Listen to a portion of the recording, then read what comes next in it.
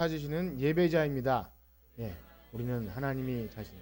예, 정말 그렇게 믿으시나요? 예. 최근 겪은 이 코로나 위기는 우리 기독교 신앙에 굉장히 본질적인 것들에 대한 그런 질문을 던졌습니다. 그래서 교회란 무엇인가, 또 예배란 무엇인가, 또 구원받은 신자의 삶은 또 어떤 것인가, 그런 것들에 대한 질문이 여러 도처에서 있지만 저 개인적으로도 참 많이 고민했고, 또 그렇게 교회 다니는 신자의 삶과 또 예배가 어떻게 연결되어야 하는가, 이런 것들에 고민을 하면서 기도하고 말씀도 보고 또 묵상하면서 또 신앙의 선배님들의 그런 글도 보면서 우린 주일 오전에 계속해서 그러한 고민을 바탕으로 그렇게 계속 함께 말씀을 나누고 있습니다. 그렇습니다. 위기 상황은 언제나 우리가 살아가는 근본적인 것에 대해서 물음을 갖고 고민을 하게 합니다. 그래서 위기가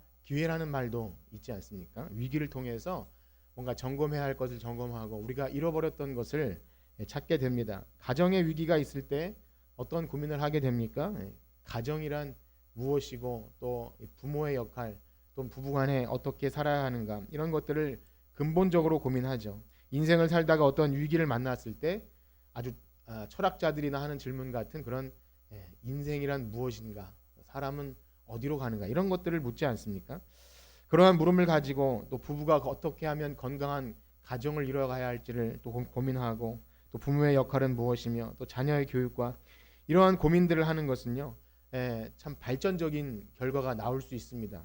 고민을 하고 또 결코 그래서 고민은 불필요한 것이 아니죠. 우리가 그런 생각을 하지 않는 것이 오히려 나태하게 하고 본질을 상실하게 합니다. 그래서 더 나은 삶을 살고 시행착오를 줄여가고 또 어떻게 하면 값어치 있는 또 인생과 가정과 사회, 그런데요, 그러한 근본적인 물음 앞에서 긍정적이고 좀 발전적인 결론을 내놓으면 좋은데, 이러한 고민을 그냥 고민 자체로 안고 있다 보면 어떻게 됩니까? 굉장히 회의적으로 빠지고 이렇게 되는 거죠. 그냥 고민하지 말고 안 하면 안 되나, 그냥 없애면 안 되나, 이렇게 되는 거죠. 그래서 가정에 대해서 또 결혼에 대해서 오늘날 어떤 이유에서든 못하는 건지 안 하는 건지 점점 줄어들고 있죠. 꼭 결혼해야 하는 것인가, 자녀를 낳아야 되는 것인가, 그런 것이 근본적인 회의를 통해서 얻어지는 어떻게 보면 부정적인 결론일 수도 있습니다.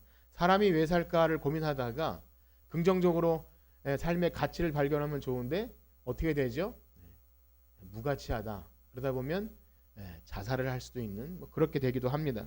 때때로 이 사회에서도요, 무슨 문제가 발생하면 막 비난을 퍼붓다가 그냥 해체시켜버리는 경우도 있지 않았습니까? 과거에 그 바다에서 일어난 그 세월호 사건 있을 때 여러 비난의 대상을 찾다가 해경을 해체시켜버린 그런 경험이 있습니다.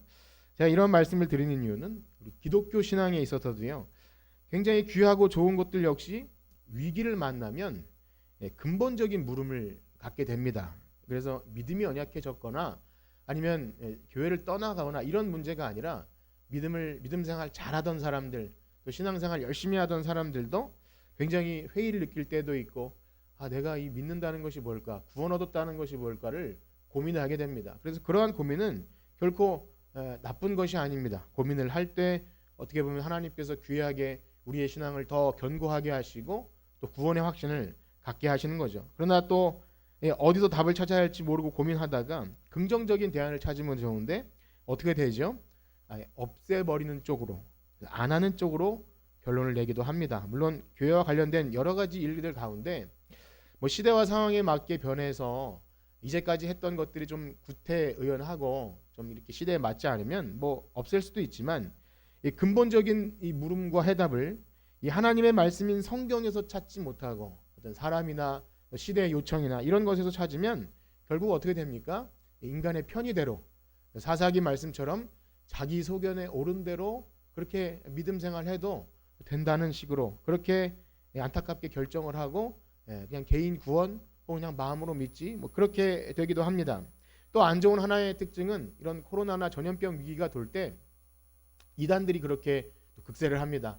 이 세대주의 종말론이나 이제 어떻게 하면 마지막 때 이런 대환란이 왔을 때 우리가 어떻게 무엇을 준비해야 할까 하고 굉장히 극단적인 또 이렇게 그런 분들 많이 발견하게 됩니다. 그래서 우리 교회도 또 예배도 우리 구원받은 성도들의 이 교제와 봉사와 헌신 그러한 근본적인 물음을 우리가 성경에서 답을 찾지 못하면 결국 이 시대의 풍조에 따라 어떻게 되죠? 모이기를 패하는 어떤 자들의 습관처럼 모이기를 패하고요. 예배는 그저 온라인으로 해도 또 성도의 교제가 없어도 그냥 개인적으로 내가 예수 믿으면 구원받는 건 아닌가 그런 개인 구원으로 빠지게 되기도 하고 그렇게 알아서 개인적으로 판단하게 된다는 것입니다. 그렇습니다. 우리 교회는요 성경대로 믿는 이 개혁주의 신앙을 가진 그런 교회입니다. 여러분 그 정체성을 알고 계시나요? 우리는 성경대로 믿는 교회입니다. 그래서 개혁교회는 날마다 개혁되어야 한다고 그렇게 말합니다. 성경대로 돌아가야 하고 그렇기 때문에 교회는 무엇인지 시대와 오늘날의 세대와 어떤 흐름에 따라서 맞춰가는 것이 아니라 성경대로 교회는 무엇인지 또 구원은 무엇이고 또 예배는 무엇인지를 계속해서 말씀을 따라서 성령의 인도를 따라 발견하고 근본적인 그 가치를 찾지 않으면 계속해서 흘러 떠내려가게 되는 자기 소견에 옳은 대로 가는 것이 우리의 죄인의 모습입니다. 그렇습니다. 우리는 항상 그런 유혹 앞에 있습니다. 아무리 신앙이 좋았던 과거 예배를 잘 드리고 또 때로는 나도 열심히 있게 산기도도 하고 뭐 그런 능력도 있고 그런 과거의 일은 사실 오늘날 내가 지금 하나님 앞에 예배자로 서 있지 못하면 사실 아무런 의미가 없는 것이죠. 그렇습니다. 우리는 그래서 이 주일 아침에 지금 무슨 일을 하고 있냐 조금씩 그 기독교 신앙의 근본적인 물음을 가지고 교회에 대해서 또 구원에 대해서 여러분들이 가지고 있는 그 믿음에 대해서 내가 가지고 있는 것이 참된 구원에 이르는 믿음인가 그런 것들을 계속 우리는 살폈고요. 그리고 이제 오늘부터 몇 주간은 예배에 대해서 살피기 원합니다. 그렇습니다. 우리는 오늘 이 자리에 예배하러 나왔습니다. 이 중에서 놀러 나오신 분은 한 분도 안 계세요. 다 예배하러 나왔고 우리 다 집을 나가면서 사람들에게 누가 나 어디 가냐 물으면 우리 교회에 예배 드리러 가요. 그렇게 다 오신 분들입니다. 그런데 한번 여러분들에게 이렇게 질문 드려봅니다. 누군가 여러분에게 예배가 무엇입니까? 이렇게 묻는다면 여러분 어떻게 대답하시겠습니까? 한번 스스로 마음속에 대답해 보세요. 우리 권사님 예배가 뭐예요? 뭐 다양하게 답할 수 있어요. 여러분이 답을 요구하는 것은 아니시기 때문에 눈빛을 피하지 않으셔도 됩니다. 하나님 만나는 거예요. 하나님 경배하는 것이고 마음이 평안해집니다. 혹은 믿는 자의 의무이지요. 우리가 믿는다고 하면서 예배를 안 드리면 안 되는 거죠. 여러 가지로 답할 수 있겠습니다. 이번 주에 와플 전도를 하는데 어떤 중년 여성분께서 예배 시간이 언제인지를 물으시면서 좀 특별한 말씀을 하셨어요. 이사 와서 교회를 여기저기 찾고 있는데 저는 예배를 드려야 마치 주사를 맞은 것처럼 그렇게 좀 이렇게 그런 느낌, 그런 생각이 있어서 예배를 드리는 게 어떤 느낌인지 좀 저에겐 중요합니다. 그리고 가셨는데 그분이 말한 그 주사 맞는 느낌이 뭔지 건강한 것인지 안 좋은 것인지는 저는 그분을 모르기 때문에 잘 모르지만 자 그럼 여러분들에게 구체적으로 어떻게 대답할지 몰라도 한번 물음을 이렇게 한번 바꿔보겠습니다. 사랑하는 성도 여러분 예배에 대한 기대가 있으십니까? 예배에 대한 기대와 소망이 있으십니까? 예배 드리러 다 나오셨는데 주사는 아니라 할지라도 예배에 대한 기대와 소망 한 주 동안 살아가면서 이 예배의 자리를 소망했는가 생각이나 했는가 제가 이제 그러다 말다 하는데 우리 목장 리더분들께 설교를 이렇게 링크를 걸어 드리라고 한 것은 기억했다가 이번 주에 올 때 이번 주엔 그 말씀에 이어서 어떤 말씀일까를 좀 기억하게 하시려고 한 것인데 어떤지는 모르겠습니다. 그렇습니다. 이 예배는요 우리 신앙생활에 있어서 가장 중요한 생명인 줄 믿습니다. 여러분 그것을 믿으시나요? 결코 소홀히 하거나 대수롭지 않게 여기면서 여러 다른 일정과 조율해 가면서 때에 따라 쉽게 패스하기도 하고 또 오늘만 날도 있는 것이 아닌데 새털 같은 많은 날 중에서 이렇게 어떤 때는 예배 드리러 갔다가 다음에 해도 되지라는 생각 그런 것이 아니라는 것입니다. 만약 여러분들 마음속에 이러한 예배에 대한 기대감이 없이 나오셨다면 사실상 우리는 어떤 말을 할지라도 예배가 무엇인지 잘 모르는 것이죠. 왜 그렇습니까? 우리가 이미 참된 교회가 무엇인지를 올해 초부터 참된 교회가 무엇인지를 배울 때 교회가 하나님께 대해 활동하는 가장 중요한 영적 활동 그것이 무엇이었습니까? 예배입니다. 너무 쉬운 답이죠. 교회가 모여서 하나님께 할 수 있는 가장 중요한 활동 예배. 그 어떤 모임이나 뭐 아주 중요하게 생각하는 뭐 전도라 할지라도 교제와 봉사와 헌신과 성경 공부 여러 가지 모임이 있는데 교회가 생명 걸고 해야 할 것은 바로 예배입니다. 그리고 거듭남과 십자가를 한동안 쭉 하면서 이 거듭난 성도의 삶의 열매 또 무엇입니까? 예배입니다. 자기가 거듭나고 구원의 확신이 있다고 하면서 이 예배 자리를 사모하지 않게 된다면 그것은 그 거듭남에 대해서 또 다시 한번 생각해 봐야 하는 것이죠. 그리고 그 다음 주제가 뭐였습니까?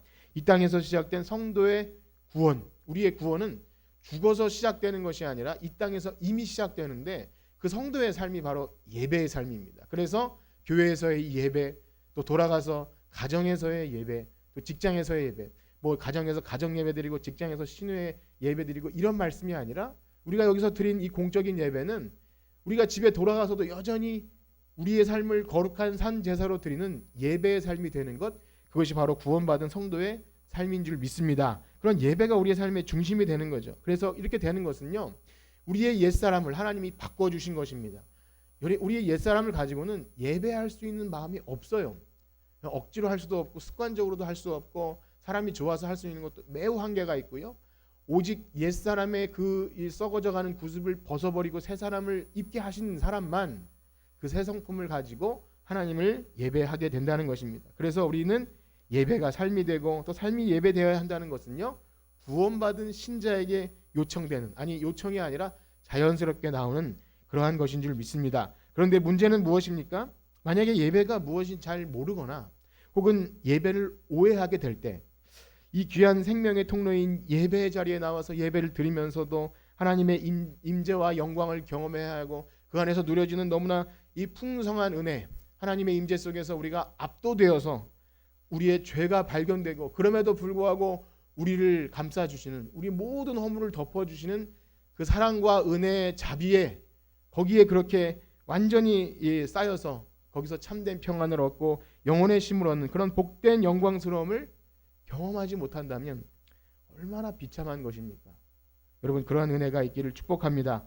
그렇습니다. 우리를 부르신 목적은 예배자로 부르신 것이고, 그래서 올바른 예배가 드려지지 못하면 우리의 삶의 모든 영역에서 사실은 실패입니다. 뭔가 잘 되는 것도 실패입니다. 예배를 제대로 드리지 못하고 예배 우리가 어떤 그 의미를 모르면서도 이 세상에서 열심히 산다는 것은 가장 비참한 일입니다. 그렇습니다. 사랑하는 성도 여러분, 예배가 무엇인지를 바로 알고 그 예배를 통해 참 기쁨을 누리고 영생의 소망을 누리고 하나님의 영광과 그 복됨, 그 너무나 하늘의 신령한 복을 누리는 이 예배, 그 구원받은 신자의 삶을 예배 안에서 누리길 축복합니다. 여러분, 그러한 소망함이 있으신가요? 제가 이렇게 여러 가지로 반복해서 말씀드릴 때 또 이렇게 물을 때 한번 여러분들 마음속에 계속 되뇌이시길 바랍니다. 나는 그런 예배 소망함이 있는가? 우리 그렇게 이 주어진 시간에 이제 앞으로 몇 주간 예배에 관해 살필 때 여러분들의 이 마음속에 일어나는 변화들, 또 나에게 있는 그 예배에 대한 소망함, 그런 것이 있는지 계속 확인을 하셔야 됩니다. 오늘날 시대가 변하고 사람들의 문화가 다양하게, 또 문화적 수준도 굉장히 높아졌죠. 그래서 그렇다 보니 예배도 굉장히 세련된 기획을 가지고 참 저는 경험해 보지 못했지만 약시 방송을 하듯이 이렇게 예배도 큐 사인이 있어서 몇 분 몇 초 단위로 이렇게 진행한다고 그렇게 합니다.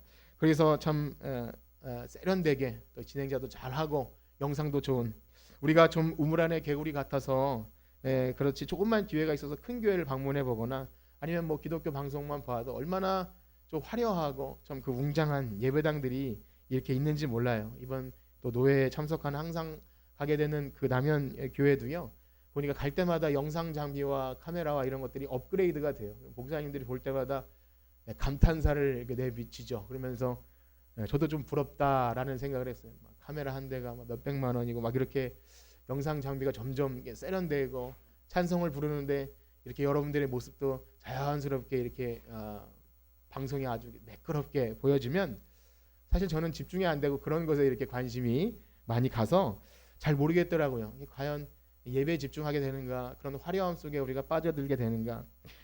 그렇게 사람들의 눈높이에 맞춰서 고가의 영상 장비와 음향 시설과 또 인도자가 능숙하게 참 이렇게 MC처럼 잘 해서 언변과 감동을 주는 그러한 것들, 기분 좋아지게 하는 것 많이 노력합니다. 그래서 유튜브 영상, 우리 어르신들도 유튜브를 다 보지 않습니까? 지루한 것은 그냥 보지 않죠. 짧고 아주 고퀄리티의 영상 편집 기술과 거기다 소리도 ASMR이라 해가지고 아스무르라고 하더라고요. 어쨌든 아주 좋은 소리, 음상 그런 것들이 해야 좋은 영상. 그래서 엄지도 하나 눌러주고 그런 것들이 되죠.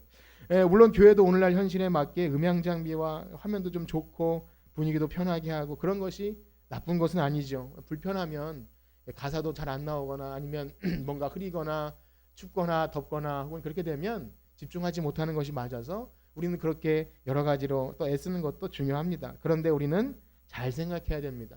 이런 시대와 변화에 맞춰서 또 사람들의 편의에 맞춰서 이렇게 잘 대응해 주는 것이 과연 성령의 역사인가 아니면 하나님을 좋게 하는 것인가 사람을 기쁘게 하는 것인가 우리 자신을 생각하고 우리 교회와 또 운영과 이런 것들을 아주 세밀하게 살펴야 됩니다. 왜냐하면 이것이 어떻게 보면 참 하나님께 대한 좋은 것을 드리기 위한 열심이 될 수도 있고요. 때로는 사람이 보기 좋다. 참 여기 잘하네. 여기에 초점이 맞춰질 수 있는 것입니다. 왜냐하면 예배는요. 사람을 기쁘시게 하는 것이 아니라 하나님을 기쁘시게 하는 것인 줄 믿습니다. 우리가 이것을 잊었을 때 굉장히 배가 산으로 가는 그러한 일이 발생합니다. 그러나 우리가 이것을 진짜 알고 예배했을 때는요. 하나님이 허락하시는 그 임재 속에서 그 성령의 감동은요. 결코 인위적으로 만들어낼 수 없는 그 성령의 감동과 하나님의 임재의 경험을 이 예배를 통해서 하게 되는 줄 믿습니다. 아무것도 없어도 좀 음향이 안 좋아도 혹은 예전에 그 사진들을 보면 좀 뭐 평양의 장대현 교회나 그 옛날 한 2,000명 모이는 예배당에 앰프 시설 아무것도 없어도 그냥 거기서 사람들이 숙연하게 예배드리는 그런 하얀 소복을 옛날 입은 우리나라 그런 한복을 입은 그런 사진들을 보면 어떻게 했을까 생각이 돼요. 냄새도 났을 것이고 여름에는 분명히 이렇게 냉난방 아무것도 없었는데 어디서 거기서 성령의 충만함을 받고 그랬을까. 초대교회 뭐 3,000명이 모이고 5,000명이 모였다 그랬는데 우리처럼 이렇게 편안하게 했을까요? 앰프 시설이나 뭐 아무것도 없이 그저 사람의 육성으로 그렇게 해도 성령의 충만함이 임했다는 그 사실을 볼 때 우리가 과연 무엇이 있어야 예배하는가? 우리는 그런 것들을 고민해 봅니다. 그렇다고 과거로 돌아가고 원시 시대로 돌아가야 한다는 그런 말씀은 아닙니다. 그런데 한편으로는 이러한 인위적인 노력을 하는 것은요. 그래도 예배에 대한 기대와 소망이 있어서 인위적으로라도 연출해내려고 하는 마음이 있다는 것에 그래도 긍정적이라는 생각이 듭니다. 그렇게 해서라도 예배드렸는데 참 감동적이다. 그런 것을 해내는 것. 그런데요. 아예 반대로 교회에서 무엇을 하든지 목사님이 무엇을 말씀하시든지 예배의 순서가 어떻든지 간에 별로 관심이 없고 그저 이렇게 출석하는 것에 의의를 둘 때 예배의 사모함도 없는 것이며 사실은 예배를 통해서 하나님께로부터 오는 그 영적인 공급 그게 뭐야? 이렇게 생각을 하나님께 뭘 내가 영적인 공급을 받아? 그 자체에 대한 기대나 소망이나 그 느낌조차 없을 때 우리는 계속 그렇게 형식적이 되어가거나 무관심할 수밖에 없는 것입니다. 여러분 어떠하십니까? 그러한 기대감이 있으십니까? 여러분 그러한 기대가 있기를 축복합니다. 만약 주일학교 교사가 예배에 대한 그런 기대와 소망이 없는데 어찌 아이들에게 예배 드리자, 예배하러 나와라, 우리 이렇게 열심히 예배하자 그렇게 할 수 있겠습니까? 그저 자세나 바로 지적하고 어떻게 하는 조용히 하라 그러밖에 할 말이 없는 거죠. 물론 그것도 해야겠지만 만약에 우리 목장 리더분들께서 예배에 대한 소망이 없는데 우리 목장원들에게 예배에 대해서 점검해주고 또 이렇게 무엇을 들으셨는지 확인해주고 그것이 어찌 가능하겠습니까? 또 목사 자신이 예배에 대한 기대와 소망이 없는데 사람들에게 전도하고 예배 드리러 나오십시오. 성도님들에게 예배 드리셔야 합니다. 어떻게 이것이 강조될 수 있겠습니까? 속으로도 부끄러운 거죠. 나도 기쁘지 않은데 당신 나와서 얼마나 참 지루하시겠습니까? 그것밖에 되지 않겠죠. 그렇습니다. 우리가 안에 만약 예배에 대한 기대와 소망이 없음에도 불구하고 그저 형식적으로 이제까지 했으니까 나는 어릴 때부터 했으니까 그 직분자이니까 아니면 이렇게 해서 그냥 앉아있다면 결국 우리는 하나님을 무시하는 것밖에 되지 않습니다. 우리의 예배를 받으신 하나님을 만홀히 여기는 거죠.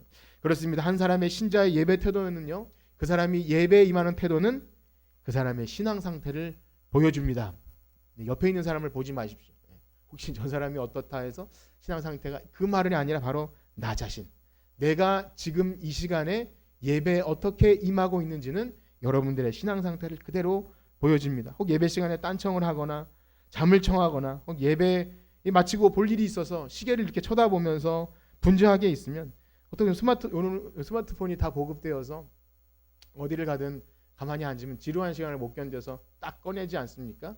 예배에 조금이라도 지루함이 느껴지면 꺼내고 싶은 유혹, 그리고 주부에 낙서를 하거나 이렇게 시간을 보낸다면, 혹은 말씀에 집중하지 못하고 이 말씀이 나를 살게 하는 생명의 말씀이다라는 그런 기대감 없이 혹 앉아 있다면 그것은 살아계신 하나님께 예배하는 것이라고 할 수 없는 것이죠. 이 말씀은 단지 우리가 뭐 예배 태도를 바르게 합시다, 뭐 이러한 말씀이 아닙니다. 진정 복음으로 거듭나고 하나님이 우리의 구원자이시며 그분만이 우리의 예배를 받으시기 합당한 전능하신 하나님임을 믿는 고백하는 성도라면 우리는 마땅히 드려야 될 예배 앞에 절대 어떤 태도 면에서 우리의 어떤 마음 자세나 또 보여지거나 혹은 속마음이나 겉으로 드러나는 것이나 그러한 것에서 결코 소홀히 할 수 없는 것이죠. 그럼에도 불구하고 만약 어떤 신자가 나는 정말 구원의 확신이 있어요, 전 죽어서 천국 가고요, 나의 왕은 예수님이시고 나는 하나님께 예배해요 라고 말하면서도 혹 이 예배를 등한시한다면, 올바르지 못한 태도로 예배로 임한다면 그것은 하나님을 모독하는 것밖에 되지 않습니다. 그래서 뭐 어떤 그런 것들 참 우스갯소리로 예배 시간에 뭐 전화벨 뭐 이런 것들, 그래서 어떤 목사님이 그런 말씀을 하시더라고요. 예배 시간에 뭐 카톡이 오지 않습니까? 뭐 카톡하고 또 땡 소리도 하고 그래요. 가끔 저는 땡 소리가 날 때 그만해야 되나 뭐 그런 압박을 받을 때가 있는데 그냥 절대 압박을 받지는 않습니다. 그래서 그런 말씀을 하세요. 그 카톡 울림 소리를 아멘으로 바꾸시면 안 되겠습니까? 이렇게 하더라고요. 아멘. 예, 카톡이 와도 아멘 소리로 착각하게, 뭐 무슨 말씀인지 모르시는 분들도 계시는데 어젯밤부터 카톡이 울리지 않아서 얼마나 좋은지 몰라요. 카톡이 안 오시죠? 그래서 그게 좋은 건지 안 좋은 건지, 예배 시간에는, 그래서 제가 신학교 다닐 때 그 예배당에는 그 어떤 통신 방해 장치를 달아놔서 전화가 먹통이 되는 그런 것이 있었는데, 어쨌든 그렇습니다. 우리는 급하게 전화 오면은 꼭 빼줘야 돼요. 차를 대놨으면 꼭 나가셔야 되지만 그 외에 어떤 것도 사실 별로 급한 것이 없더라고요. 제가 봐서 전화에 부재중 전화가 와서 해보면 거의 영양가 없는 전화가 대부분, 전화 걸 필요가 없는 전화인데 내가 이 전화를 안 받으면 안 될 것 같은 그런 불안과 강박을 예배 시간에 잘 느끼는 것 같습니다. 이것도 물론 잔소리이죠. 그렇습니다. 우리가 지금 드리고 있는 예배는요, 세상의 그 무엇으로도 대체할 수 없는 하나님께 영광 돌리고 하나님의 임재와 영광을 경험하는 그러한 은혜의 시간인 줄 믿습니다. 우리의 허물과 죄로 죽었던 우리를 살리셨고 하나님의 자녀가 되는 그 놀라운 영광스러운 복됨을 경험하는 자리, 그 자유와 회복과 그 은혜를 경험하는 자리가 이 예배의 시간입니다. 그래서 그 사람의 예배 드리는 모습을 보면 영광 중에 있구나, 하나님을 사모하는구나, 그런 것이 보여집니다. 그렇다고 절대 평가하거나 뭐 그런 것이 아닙니다. 만약에 확신이 없이 예배에 임하고 그냥 왔다 돌아가는 것이 반복되면요, 가장 비참하고 불쌍한 것입니다. 그렇습니다. 예배는 세상의 그 어떤 모임과도 비교할 수 없습니다. 우리가 좋아하는 어떤 모임, 동호회나 내가 좋아하는 콘서트나 이런 것과 비교할 수 없는 하나님이 우리에게 허락하신 은혜의 방편입니다. 그러므로 참된 신자들은 이 은혜의 방편으로 허락하신 예배를 이 세상 어떤 무엇보다 소중하게 여기는 그러한 예배자 되기를 축복합니다. 그렇기에 서두에 말씀드림처럼 오늘날 많은 교회 본질에 대한 고민, 예배의 고민, 뭐 온라인 예배, 정말 교회 예배당에 가야 예배하는 것인가, 이러한 모든 문제, 또 사람들이 많이 교회를 떠나고 이러한 다양한 문제들의 원인과 해결 방안을 제시하지만 만약에 예배 회복이 전제되지 않는다면, 예배의 어떤 진정한 회복이 아니라 보여지는 형식과 틀이나 아니면 말씀드린 대로 어떤 좋은 영상과 좀 짧으면서도 임팩트 있는 어떤 것을 해서 사람들의 마음을 그렇게 불러일으키는 방식, 또 혹은 운영이나 조직이나 행사나 환경이나 그 어떤 것으로도 교회의 본질을 회복시킬 수 없습니다. 또한 나에게 일어나는 여러 가지 삶의 문제들, 여러분들의 삶 속에서 이 자녀의 문제와 직장의 문제와 언제나 우리 목장별로 기도 제목이 올라오면 거의 다 그거 아닙니까? 자녀와 또 구원과 건강과 이런 문제들, 물론 우리는 기도해야 되고 우린 전전긍긍하고 참 문제에 함몰되기 쉬운데요, 그것에서 우리의 시선을 잠깐 뒤로 물러서 내 예배 생활이 하나님께 드려지는 예배가 제대로 드려지고 있는지, 여러분 그것을 먼저 확인하지 않으면 결코 그러한 문제들은 해결되지 않습니다. 그런 것이 회복돼도 사실은 문제가 더 심각해집니다. 왜 그런지 아십니까? 예배하지 않아도 되는구나. 그것은 저주인 것이죠. 정말 그렇게 믿으시나요? 여러분, 인생의 모든 문제 해결은 이제 하나님께 예배 회복으로 이루어지는 줄 믿습니다. 그렇습니다. 오늘 읽으신 오늘 본문 가운데 사마리아 여인은요, 그의 인생의 목마름을 해결해 주실 그 예수님을 만나서 그가 선지자인 줄 깨닫게 됩니다. 그가 하나님이 보내신 하나님의 아들 예수이신지는 아직 몰라도 그가 분명히 뭔가 있는 대단한 선지자임을 깨닫게 됩니다. 그리고 그에게 묻는 질문이 오늘 예배였습니다. 우리 요한복음 4장 19절과 20절을 한번 읽어보겠습니다. 시작. 여자가 이르되 주여 내가 보니 선지자로 소이다. 우리 조상들은 이 산에서 예배하였는데 당신들의 말은 예배할 곳이 예루살렘에 있다. 아멘. 물론 지금 이 요한복음의 문맥을 흐름에 따라서 계속 살펴본 것이 아니기 때문에 많은 말씀을 드리기 어렵지만 전에 한번 요한복음을 드릴 때 이 여인이 약간은 좀 빈정거리고 이렇게 겉도는 말로 예수님과 대화했던 것을 말씀드린 적이 있어요. 자신에 대해 집요하게 캐묻고 남편이 다섯 있는 것도 알고 그 다음에 내가 주는 물을 마셔야 영생하는 솟아나는 샘물이 될 것이라고 이런 말씀을 하시니까 자꾸 다른 얘기를 하고 싶었던 것 같아요. 그래서 그 와중에 주제를 돌리려고 했는지 아니면 정말 이 여인이 예배 사모하는 마음을 가지고 질문했는지 해석의 차이가 있지만 중요한 것은요, 그 여인의 그 목마름과 예배가 연관지어서 이 선지자에게 묻고 있는 것이죠. 이러한 여인의 질문에 예수님이 오늘 이와 같이 답변해 주십니다. 우리 21절에서 24절까지 함께 읽겠습니다. 21절에서 24절입니다. 시작. 예수께서 이르시되 여자여 내 말을 믿으라. 이 산에서도 말고 예루살렘에서도 말고 너희가 아버지께 예배할 때가 이르리라. 너희는 알지 못하는 것을 예배하고 우리가 아는 것을 예배하노니 이는 구원이 유대인에게서 남이라. 아버지께 참되게 예배하는 자들은 곧 이때라. 아버지께서는 자기에게 이렇게 예배하는 자들을 찾으시느니라. 하나님은 영이시니 예배하는 자가 영과 진리로. 아멘. 우리가 너무나 많이 들었던 하나님은 영이시니 영과 진리로, 예전에는 신령과 진정으로 그렇게 했는데 이게 이 사마리아 수가성 여인의 이야기 속에서 연결된다는 것을 잘 모르시는 분도 많이 있더라고요.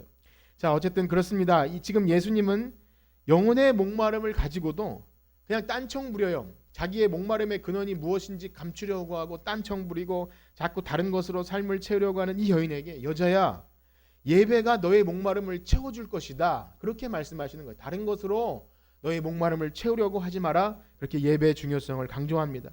그렇습니다. 여기 모이신 분들은 분명 그런 영혼의 목마름을 가지고 교회에 예배드리러 나오시는 것을 그렇게 저는 생각합니다. 제가 자꾸만 여러분들에게 예배의 의미에 대해서 뭐 그런 기대감이 있으시냐고 제가 물어보는 것은 여러분들을 그것도 없는 분이라고 생각해서 묻는 것이 아니라 여러분들의 관심을 불러일으키기 위한 그러한 질문이므로 혹 마음이 상하시거나 혹 기분이 상하시더라도 양해하시고 들어주셨으면 좋겠습니다. 사실상 저는요, 여러분들 가운데 그 어떤 누구도 영혼의 목마름이 없다면 이 예배 자리에 하나님께서 예배에 나올 수 있는 마음을 주시지 않으셨다고 저는 그렇게 생각합니다. 그래서 여러분들 마음속에 정말 하나님을 사랑하는 마음, 또 예배를 드리고 싶은 마음, 이것은 결코 우리에게서 나올 수 없는 것입니다. 그러하기에 그러한 귀한 영혼이 만약 이 예배 자리에 나왔는데 어떻게 하면 정말 하나님을 좀 만나고 하나님이 계심과 그분이 나의 영혼에 좋은 것을 채워주신다는 그런 느낌, 성령의 감동, 그런 것, 그리고 내 인생의 문제 해결될 수 있는 그런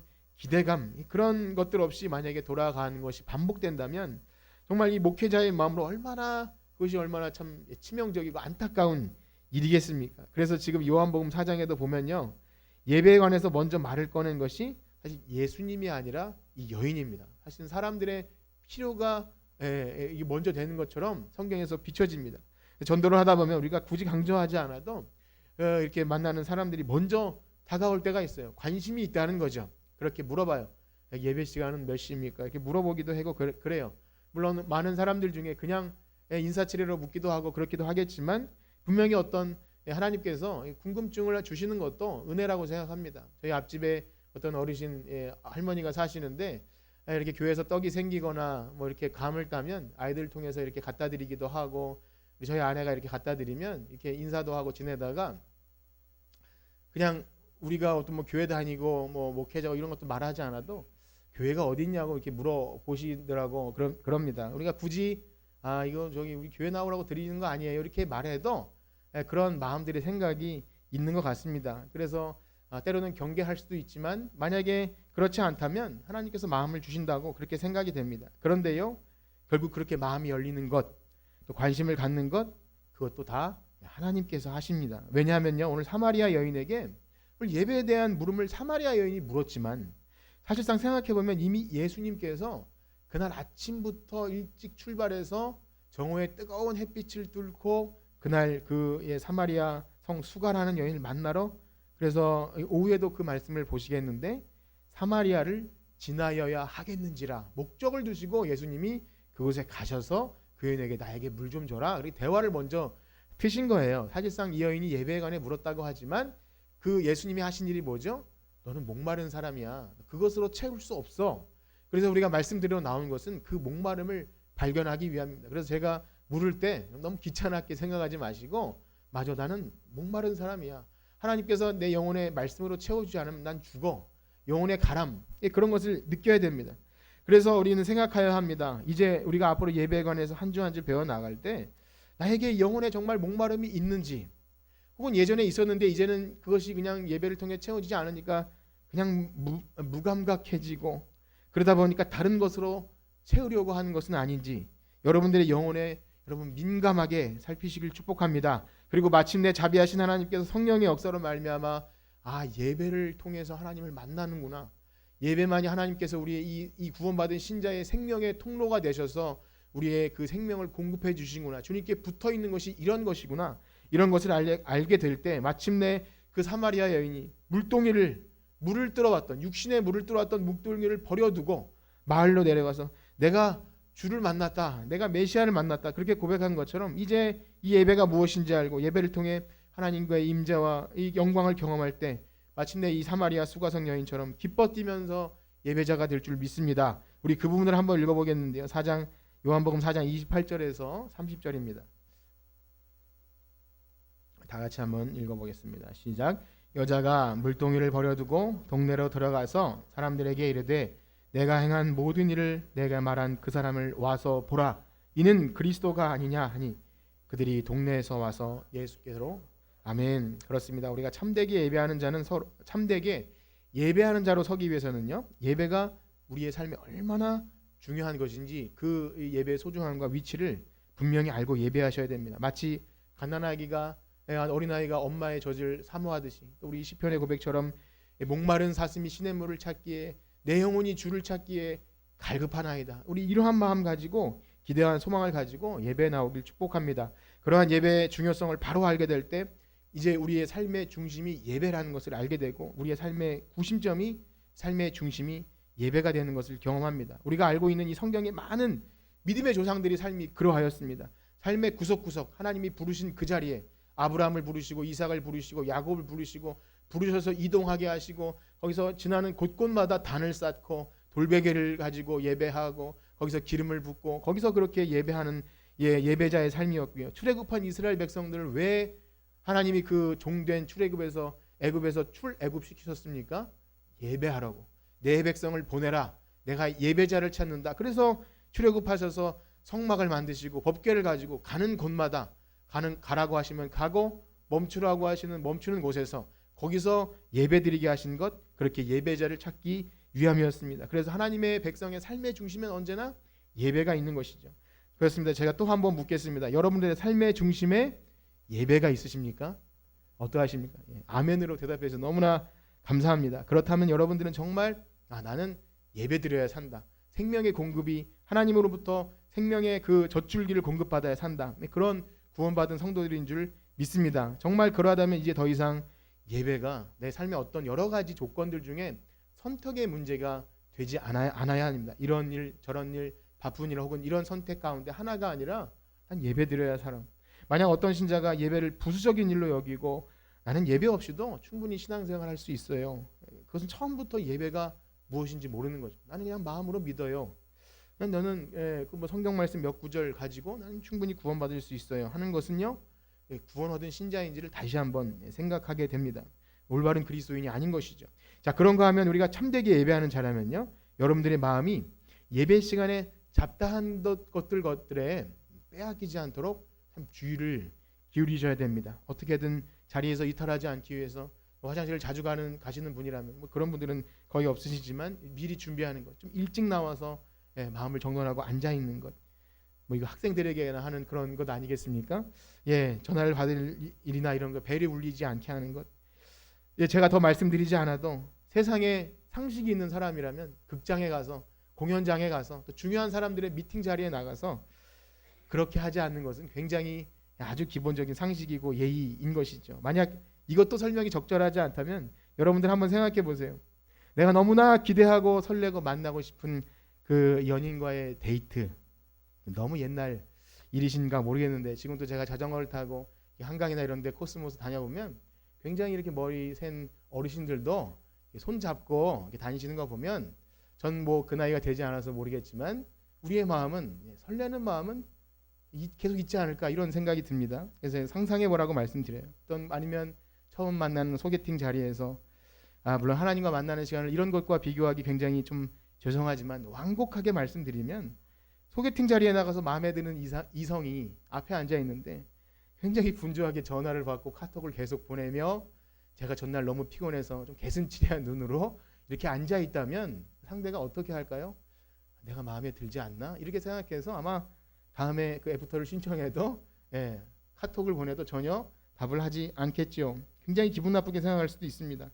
참 적절하지 못한 비유일 수도 있지만 우리가 보이지 않는 하나님께 나아갈 때 우리가 마음을 드린다고 하는데 우리의 마음은요 여전히 겉으로 드러나는 모습으로 드러날 수밖에 없어요.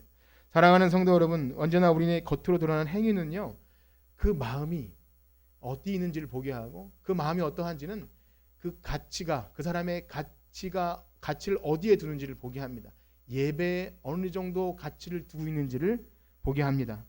그렇습니다. 사람을 보는 가치, 돈을 보는 가치, 그 상대를 보는 그 마음의 가치는 그 사람의 태도로 드러나죠. 그러므로 예배 시간에 올바르지 못한 태도나 어떤 부산스러운 행동이나 잠을 청하는 것이나 딴청하는 것이나 이것은요 잔소리의 문제가 아니라 영적인 문제이기 때문에 이상할이 많지 때로는 설교가 시작되면 눈을 감고 그러한 분들이 아주 드물게 가끔씩 있을 때 제가 그런 얘기를 가끔씩 하면 저도 힘들고 들으시는 여러분들 가운데 그런 얘기는 하지 않으셔도 된다고 이렇게 해주실 때 저도 동의합니다. 참 다른 데 가서 주무시는 것보다 교회 와서 주무시는 것이 얼마나 더 차라리 난 것인가를 긍정적으로 생각하면 너무 좋은 것이죠.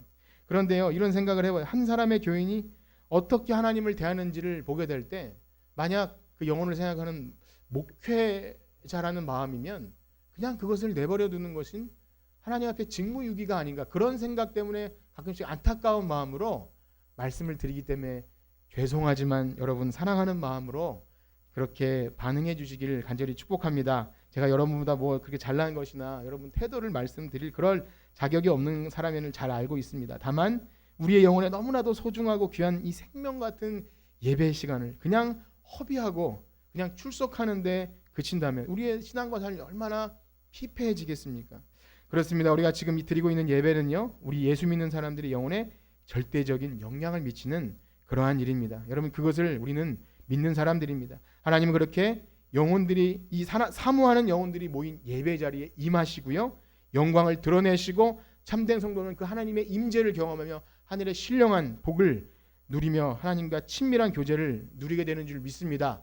그러기에 교회입니다. 초대교회는요 성도들은 그런 모임 가운데 성령이 임하실 때요 마음이 변하고 또 만족함을 얻고 담대함을 얻어서 능력을 가지고 담대하게 전하고 이기적인 마음을 꺾고 진실한 성령의 교제를 나눕니다.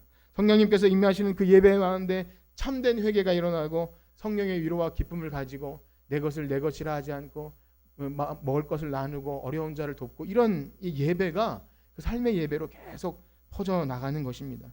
혹 세상에서 실패를 경험하고 낙심하고 좌절을 경험한 일이 생겨도요 예배를 통해 위로를 얻고 참된 안식을 얻고 회복을 얻는 것 그것이 바로 예배 자리인 줄 믿습니다. 어떠하십니까? 제가 여러 가지 이런 말씀을 드렸을 때 여러분 마음속에 그런 기대와 소망과 확신이 생기십니까?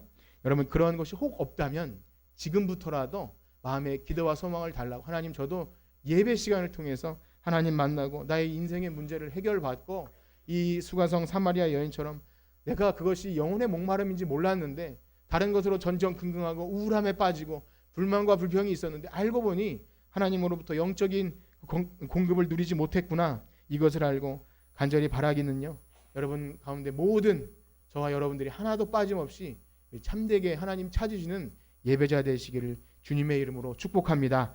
기도하겠습니다. 하나님 감사합니다. 만세전에 우리를 택정하시고 부르시고 거듭나게 하셔서 하나님을 찬송하고 영광 돌리는 예배자 되게 하시니 감사합니다. 하나님, 그러나 우리의 죄악된 본성으로 인하여 보이지 않는 하나님과의 만남 시간을 소홀히 여기지 않았는지 우리의 예배의 모습을 되돌아보게 하여 주시옵소서.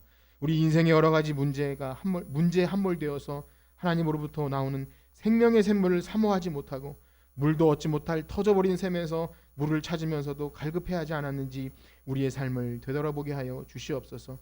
자비하신 하나님, 주의 얼굴을 구할 때 우리를 만나 주시고 우리의 모임 가운데 임재하셔서 예배를 받아주시고 그러한 예배자들 가운데 하나님의 영광에 비춰 주시옵소서. 감사드리며 예수님의 이름으로 기도드립니다. 아멘. 감사합니다.